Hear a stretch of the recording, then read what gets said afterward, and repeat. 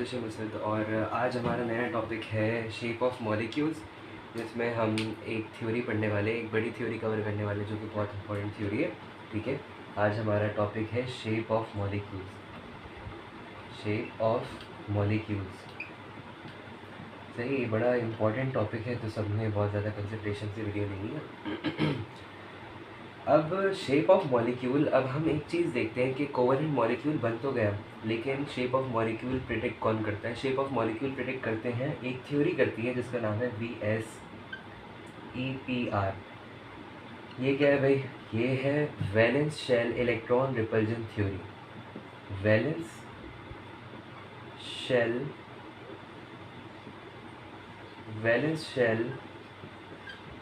Repulsion theory.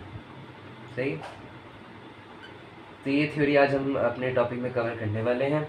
अच्छा, ये theory किन मॉलिक्यूल्स के लिए, किन मॉलिक्यूल्स का शेप बताती है सिंपल पॉलीएटॉमिक मॉलिक्यूल्स। सही, पॉलीएटॉमिक मॉलिक्यूल्स जो होते हैं, यानी कि बहुत सारे एटम से मिलके जो मॉलिक्यूल्स बनते हैं उनका शेप प्रेडिक्ट करना है। एंड आइंस, और आइंस जो होंगे पॉलीएटॉमिक आइंस, उनका हमें शेप यहाँ पे प्रेडिक्ट करना है। तो शेप कौन कौन से होते हैं पहले ये देख लें, एक जनरल सा आइडिया में लेना है कि शेप लीनियर हो सकता है, टेट्राहेड्रल हो सकता है, इसके अलावा पिरामिडल हो सकता है। सही है, एंगुलर स्ट्रक्चर हो सकता है। सही, तो ये सारे स्ट्रक्चर किस तरीके से निकालने हैं, क्या करना है, प्रेडिक्शन, सारी जो एप्टीट्यूड टेस्ट में आती है वो सारी कवर हम इस आज की वीडियो में करेंगे। देखिए, टॉपिक हमारा लंबा होता है क्योंकि बहुत सारी बातें हम उसमें कवर करते हैं, तो आप लोगों के ऊपर है कि उसको 2x पे लगा के देख लें। मेरी शायद बोलने की या एक्सप्लेनेशन की स्पीड भी थोड़ी स्लो है, स्लो स्पोकन हूँ मैं, तो आप लोगों के ऊपर है 2x पे लगा के देख लिया करें। लेकिन वीडियो जो होती है लंबी होती है, क्योंकि मैं ऐसे आपको नहीं बता सकता कि 10 मिनट की वीडियो शॉर्ट ट्रिक में आपको मैं पूरा टॉपिक बता दूँ, ये मैं नहीं कर सकता। ठीक है, पूरा कंसेप्ट से पढ़ना है हमें, शुरू से पढ़ना है, बेसिक से पढ़ना है। ठीक है, जब भी वीडियो हमारी लंबी होती है। तो थ्योरीज कौन कौन सी हैं जो कि शेप ऑफ मॉलिक्यूल्स बताती हैं? दो तरह की थ्योरीज हैं, एक तो VSEPR valence shell electron repulsion theory है। दूसरी थ्योरी कौन सी है? दूसरी थ्योरी है हाइब्रिडाइजेशन। सही है, हाइब्रिडाइजेशन हम नेक्स्ट वीडियो में करेंगे इंशाल्लाह। तो जब तक के लिए अभी हम VSEPR से शेप ऑफ मॉलिक्यूल्स को प्रिडिक्ट भी करेंगे और बहुत सारे शेप्स हम लोग इसकी ट्रिक्स भी देखेंगे। ठीक है, तो valence shell electron repulsion theory में ये पहले तो हम इसका इंट्रोडक्शन देख लें कि ये सिजविक और पाउल नाम के दो बंदे थे जिन्होंने ये प्रपोज की थी और बताया था कि स्ट्रक्चर ऑफ कोवेलेंट मॉलिक्यूल हम किस तरीके से प्रेडिक्ट कर सकते हैं, किस तरीके से बता सकते हैं। ठीक है, इन्होंने बोला shapes of molecules can be determined by the repulsion between electron pairs present in valence shell of central atom। क्या मतलब हुआ इस बात का? इस बात का मतलब ये हुआ कि शेप्स ऑफ मॉलिक्यूल्स हम किस तरीके से निकाल सकते हैं? हम निकाल सकते हैं रिपल्जन की मदद से। किसकी रिपल्जन? क्या, एक होती है अट्रैक्शन, एक होती है रिपल्जन। सही है, दूर हट जाना। सही है, अट्रैक्शन करीब आ जाना। तो रिपल्जन किसकी हो? इलेक्ट्रॉन पेयर्स की हो। सही है, इलेक्ट्रॉन के पेयर्स की हो, और वो इलेक्ट्रॉन्स कहाँ पे मौजूद हो? Valence shell of central atom. Central atom क्या होता है? जिससे दूसरे एटम्स जो होते हैं बॉन्ड बनाते हैं। ठीक है, सेंट्रल एटम का वैलेंस शेल हमेशा लास्ट शेल को कहते हैं। सही है, वैलेंस शेल कहते हैं लास्ट शेल को। लास्ट शेल में जो इलेक्ट्रॉन पेयर्स मौजूद होंगे वो बॉन्ड बनाएंगे। ठीक है, इस तरीके से उनमें जो रिपल्जन होगी किस तरीके से होगी, वो सारी बात हम इस आज की वीडियो में देखने वाले हैं। तो ये मैं रब कर देता हूँ।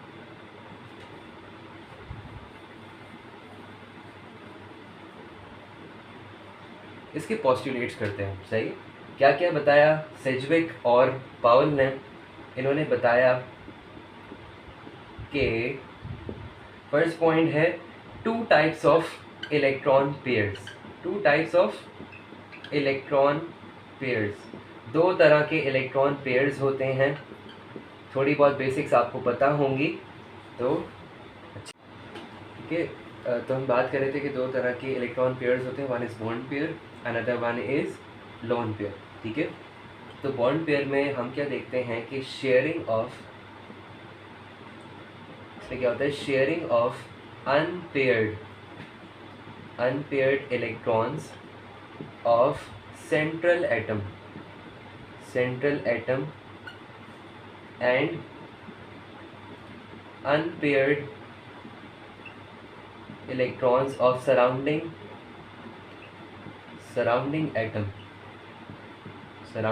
एटम। सही है, तो इसमें ये बता रहे हैं कि अनपेयर्ड इलेक्ट्रॉन्स जो होते हैं सेंट्रल एटम के, हमें वीबीटी भी तो ये बताती थी कि भाई अनपेयर्ड इलेक्ट्रॉन्स जो होते हैं वही तो ओवरलैप करते हैं। फिर मॉलिक्यूलर ऑर्बिटल थ्योरी जो थी वो भी तो ये बताती थी कि भाई अनपेयर्ड इलेक्ट्रॉन्स ही हमेशा बॉन्डिंग में रोल प्ले करते हैं। तो अनपेयर्ड इलेक्ट्रॉन्स की सेंट्रल एटम के इलेक्ट्रॉन्स जो होते हैं अनपेयर्ड, वो किसके साथ वो करते हैं, शेयरिंग करते हैं। Unpaired electrons of surrounding atom जो होता है वो शेयरिंग करता है unpaired electrons of central atom के साथ। एग्जाम्पल इसकी क्या है, एग्जाम्पल इसकी ये है H2 मॉलिक्यूल। सही, ऑक्सीजन जिसमें सेंट्रल एटम होता है और हाइड्रोजन के साथ क्या करता है, वो शेयरिंग करता है। अब बात करते हैं लोन पेयर्स। दूसरी टाइप होती है लोन पेयर्स। लोन पेयर्स में हम क्या देखते हैं, lone pairs are also active set of electrons. जैसे कि ये एक्टिव सेट होते हैं इलेक्ट्रॉन्स के, यानी कि यानी कि किसी भी दूसरे एटम से रिएक्ट कर सकते हैं, अभी दोबारा मतलब कि बॉन्डिंग कर सकते हैं। ये होते हैं एक्टिव सेट ऑफ इलेक्ट्रॉन्स। दूसरी बात कि ये पार्ट नहीं लेते, they do not take part in sharing, ये शेयरिंग में पार्ट नहीं लेते। सही, और ये क्या होते हैं, ये होते हैं पेयर्ड इलेक्ट्रॉन्स। वो अनपेयर्ड होते थे जब भी तो बॉन्डिंग उन्होंने की, और ये होते हैं पेयर्ड इलेक्ट्रॉन्स। ठीक है, आगे बढ़ते हैं हम दूसरे पोस्टुलेट पे। पहला पोस्टुलेट हमने डिस्कस करा, इसमें हमने पढ़े टू साइड्स ऑफ इलेक्ट्रॉन्स। एक था बॉन्ड पेयर ऑफ इलेक्ट्रॉन, एक था lone pair of electron. Second वाले में आते हैं पोस्टुलेट में। सेकंड पोस्टुलेट कहता है कि बीइंग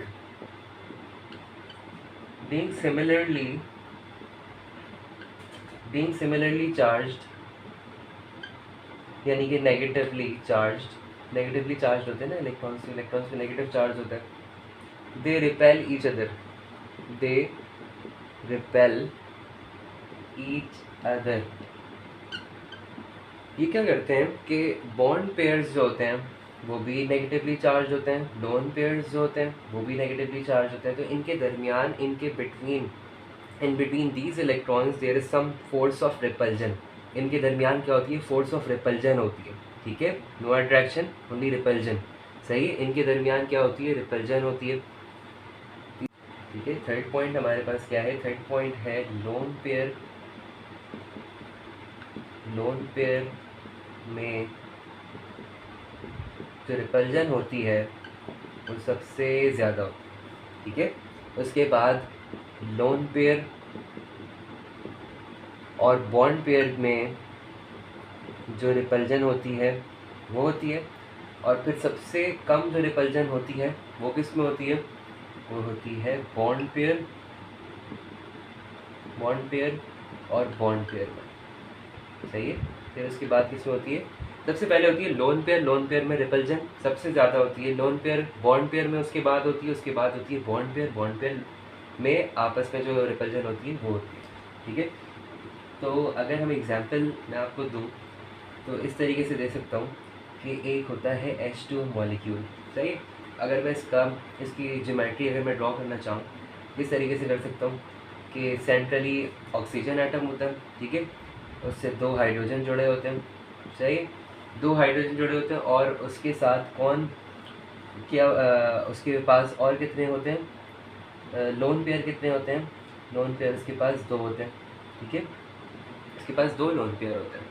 तो लोन पेयर मैंने आपको क्या बताया कि लोन पेयर में, यानी कि ये लोन पेयर, इन दोनों के आपस में रिपल्जन सबसे ज़्यादा होगी। अगर इनके दरमियान रिपल्जन सबसे ज़्यादा होगी तो ये क्या होंगे, एक दूसरे से दूर होंगे, जब सबसे ज़्यादा दूर होंगे, सही है। ये क्या है, लोन पेयर है, ये भी क्या है, लोन पेयर है। तो ये आपस में इनकी बहुत ज़्यादा रिपल्जन होगी। फिर दूसरे नंबर पे जो रिपल्जन सबसे ज़्यादा इसके बाद जो ज़्यादा होती है वो होती है लोन पेयर और बॉन्ड पेयर में। ये क्या है, बॉन्ड पेयर, ये क्या है, बॉन्ड पेयर। तो इनकी जो रिपल्जन होगी वो इससे कम होगी, लोन पेयर से। तो क्या होगा कि लोन पेयर जब आपस में रिपल्जन होगी तो वो इस साइड पे आ जाएंगे, ये भी इस साइड पे आ जाएगा। तो अब इनके दरमियान भी तो रिपल्जन है, लोन पेयर और बॉन्ड पेयर के दरमियान भी तो रिपल्जन है ना, तो ये भी क्या हो जाएंगे, ये इस साइड पे आना शुरू हो जाएंगे, और ये वाले जो होंगे इस साइड पे आना शुरू हो जाएंगे, क्योंकि बॉन्ड पेयर और बॉन्ड पेयर की रिपल्जन कम है लेकिन कम है, तो ये इस साइड पे इनको दबाना स्टार्ट कर देगा, सही। लोन पेयर क्या करेंगे, एक दूसरे से दूर होने स्टार्ट कर देंगे, और दूर होंगे तो नीचे वाला जो बॉन्ड पेयर होगा इससे भी रिपल्जन होगी, सही है, रिपल्जन होगी। तो रिपल्जन होने के साथ साथ क्या होगा, ये जो नीचे वाले हैं ये करीब करीब आ रहे होंगे, ठीक है। ये मेमोराइज करें, इसको लर्न करें, बहुत इंपॉर्टेंट है। इसके बाद हम एक पोस्टुलेट करने वाले हैं, लास्ट पोस्टुलेट है कि ड्यू टू रिपल्जन, मैं आपको बताता हूँ कि ड्यू टू रिपल्जन जो सेंट्रल एटम होता है वो बॉन्ड पेयर्स को, रिपल्जन की वजह से जो इलेक्ट्रॉन पेयर्स होते हैं सेंट्रल एटम के, वो क्या करते हैं, वो इतना दूर होने की कोशिश करते हैं। जैसे मैंने आपको अभी बताया था, ये रहा इसका बॉन्ड पेयर, ये रहा इसका बॉन्ड पेयर, और ये हाइड्रोजन से जुड़ा हुआ है, ठीक है। तो ये क्या करते हैं, आपस में इतना दूर होने की कोशिश करेंगे, इतना दूर होने की कोशिश करेंगे जितना इनकी जो फोर्स ऑफ रिपल्जन है वो मिनिमाइज हो जाए, क्या हो जाए, मिनिमाइज हो जाए। इस एक्सटेंट तक ये रिपल्जन इनकी होगी कि इनकी जो रिपल्सिव फोर्स है इन दोनों की वो मिनिमाइज हो जाए। तो इसका पोस्टुलेट क्या है, due to repulsion,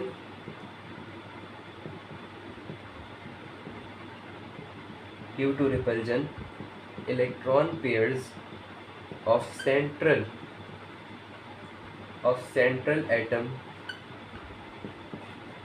tries to be far apart as possible.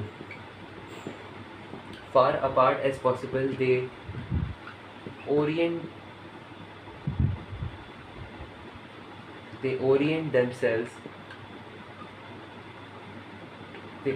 themselves in space in such a manner that force of repulsion between them is minimized, क्या हो जाए, मिनिमाइज हो जाए। फर्स्ट पोस्टुलेट क्या कहता है, ये कहता है in case of molecules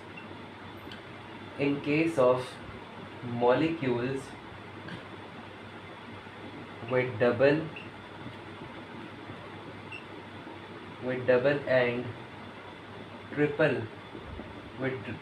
and triple bond, pi electron pairs will not be considered as active set of electrons। इसका मतलब क्या हुआ, इसका मतलब ये हुआ कि एटम्स के दरमियान जो डबल और ट्रिपल बॉन्ड्स होते हैं, डबल बॉन्ड का मैंने आपको क्या मतलब बताया था, जब भी डबल बॉन्ड होता है तो उसमें एक सिग्मा बॉन्ड होता है, एक पाई बॉन्ड होता है, सही। तो और जो ट्रिपल बॉन्ड होता है उसमें दो पाई होते हैं और एक सिग्मा बॉन्ड होता है। तो ये बताना ये चाह रहे हैं कि जब भी हम बात करते हैं शेप ऑफ मॉलिक्यूल हम प्रेडिक्ट करने वाले होते हैं तो हम पाई बॉन्ड को कभी कंसीडर नहीं करते, ठीक है। पाई बॉन्ड के जो इलेक्ट्रॉन्स होते हैं वो उनको हम एक्टिव सेट ऑफ इलेक्ट्रॉन्स नहीं मानते, ठीक है। फिर छठा पॉइंट क्या है, 6 पॉइंट क्या है, shape of molecules. Shape of molecule, shape of molecule कहता है, शेप ऑफ मॉलिक्यूल हम किस तरीके से निकालते हैं, हम निकालते हैं इलेक्ट्रॉन पेयर्स की बिना पे। इलेक्ट्रॉन पेयर्स की बिना पे हम क्या निकालते हैं, शेप ऑफ मॉलिक्यूल निकालते हैं। इलेक्ट्रॉन पेयर्स जो होते हैं दो तरह के होते हैं, पहले भी बताया मैंने आपको अभी कि एक होता है बॉन्ड पेयर, एक होता है लोन पेयर, ठीक है। एक होता है बॉन्ड पेयर, एक होता है लोन पेयर। तो एक्टिव इलेक्ट्रॉन जो होते हैं, सही है, एक्टिव इलेक्ट्रॉन पेयर जो होता है वो कहलाता है Z, सही है। यानी कि इन दोनों की बात करें हम, बॉन्ड पेयर दोनों एक्टिव सेट ऑफ इलेक्ट्रॉन्स होते हैं ना, बॉन्ड पेयर भी और लोन पेयर भी, तो दोनों जो हैं इनको हम बोलते हैं Z, सही है। हम क्या बोलते हैं, Z। अब Z इतना इम्पोर्टेंट है कि ये इवेलुएट हमने करा और हम प्रेडिक्ट कर सकते हैं किसी भी मॉलिक्यूल का शेप, सही है। ये हमारी बुक में ऐसा कोई कॉन्सेप्ट लिखा हुआ नहीं है Z का, लेकिन मैं आपको बता रहा हूँ ताकि आपका इंशाल्लाह एप्टीट्यूड टेस्ट में भी काम आए। तो अब हमें क्या देखना है, हाउ टू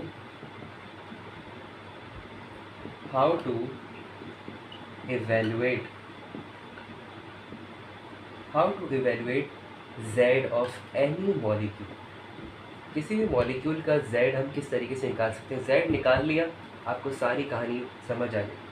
तो Z का एक फॉर्मूला होता है, Z का फॉर्मूला लिखते हैं।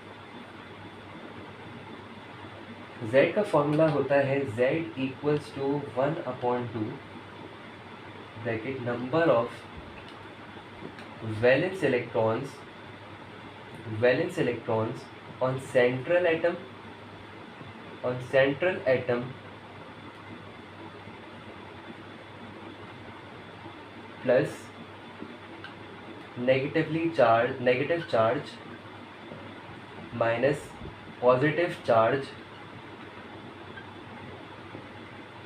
Plus number of monovalent atoms. इस तरीके से निकालते हैं हम Z। अभी एक एग्जाम्पल करते हैं, इससे हमें पता चल जाएगा। हम करते हैं 3 एग्जाम्पल्स, ठीक है। एक करेंगे हम CH4 मीथेन की, एक करेंगे हम अमोनिया की NH3, एक करेंगे हम H2O वाटर मॉलिक्यूल की, सही। किस तरीके से निकालते हैं हम Z की वैल्यू, किस तरीके से पुट करते हैं, सब अभी हमें पता चल जाएगा। Z इक्वल्स टू 1/2, मुझे बताइए number of valence shell electrons जो हैं सेंट्रल एटम की, सेंट्रल एटम कौन है, कार्बन है, सही है। कार्बन में कितने वैलेंस शेल इलेक्ट्रॉन्स होते हैं, इसका एटॉमिक नंबर होता है 6, सही है। 6 अगर इसका एटॉमिक नंबर है तो पहले शेल में 2 आ गए, दूसरे शेल में, लास्ट शेल में आ गए, इसके वैलेंस शेल में आ गए 4 ब्रैकेट 4। अब इस पे नेगेटिव चार्ज है कोई, नहीं है। पॉजिटिव चार्ज है कोई, नहीं है। नंबर ऑफ मोनोवैलेंट एटम्स कौन कौन से हैं इसमें, हाइड्रोजन, सही। हाइड्रोजन इसमें कितने हैं, 4 हैं। मोनोवैलेंट एटम्स कौन से होते हैं, hydrogen, fluorine, chlorine, iodine, bromine, ये सारे क्या हैं, सोडियम, पोटेशियम, ये सारे मोनोवैलेंट एटम्स हैं जिनकी वैलेंसी 1 में होती है। तो 8/2 क्या हो गया, Z आ गया 4, सही है। Z आ गया 4। अब 4 इसके आए हैं, Z क्या होता है, bond pair plus lone pair, ऐसा ही होता है, यही बताया था मैंने अभी आपको। तो बॉन्ड पेयर और लोन पेयर। अब मुझे आप बताइए कि बॉन्डेड पेयर्स जो हैं वो तो भाई कार्बन की जो वैलेंसी होती है उससे 4 जो हैं वो तो पूरे हुए हैं हाइड्रोजन, ऐसा ही है ना। तो लोन पेयर इसमें क्या होंगे, 0 हो जाएंगे, 4 + 0, यानी इसमें कोई लोन पेयर नहीं है। इसमें सिर्फ बॉन्ड पेयर्स जो हैं, बॉन्ड पेयर्स कितने हैं, इसमें बॉन्ड पेयर 4 हैं और लोन पेयर कितने हैं, 0 हैं, ठीक है। यानी हमें Z की वैल्यू से बॉन्ड पेयर भी पता चल रहा है और लोन पेयर भी पता चल रहा है। ठीक है, अब हम बात करते हैं NH3 की, अमोनिया मॉलिक्यूल। नाइट्रोजन, वही Z का फॉर्मूला 1/2 नाइट्रोजन। नाइट्रोजन का एटॉमिक नंबर होता है 7, वही 2 पहले में, 5 दूसरा लास्ट शेल में, वैलेंस शेल में, 5 इधर आ गया। ना नेगेटिव चार्ज है ना पॉजिटिव चार्ज है, मोनोवैलेंट एटम है जो कि हाइड्रोजन है, और कितने हैं? 3। सही, 3 है। तो 1/2 8/2 हो जाएगा। 8/2 क्या होता है? 4 होता है। सही है। अब इससे हमें कैसे बॉन्ड पेयर और लोन पेयर पता चल सकते हैं? हमें पता चल सकते हैं किस तरीके से, कि नाइट्रोजन के साथ कितने बॉन्डेड एटम्स हैं? 3 हैं। सही, 3 हैं बॉन्डेड एटम्स। अब 4 है ये तो +1 होगा। सही है, 3 + 1 ही 4 हो सकता है। तो 1 क्या है? इसका लोन पेयर है। 4 3 इसमें क्या है? बॉन्ड पेयर्स हैं, और इसमें एक क्या है? लोन पेयर है। ठीक है, बॉन्ड पेयर इसमें कितने हो गए? 3, और लोन पेयर कितने हो गए? 1। ठीक है, अब H2 मॉलिक्यूल की हम बात करते हैं। H2 मॉलिक्यूल में सेंट्रल एटम ऑक्सीजन, 8 उसका एटॉमिक नंबर, 2 और 6 वैलेंस शेल, इलेक्ट्रॉन 6 हैं इसमें। Z का फॉर्मूला Z = 1/2। इसका जो वैलेंस शेल इलेक्ट्रॉन है वो कितने हैं? वो हैं 6।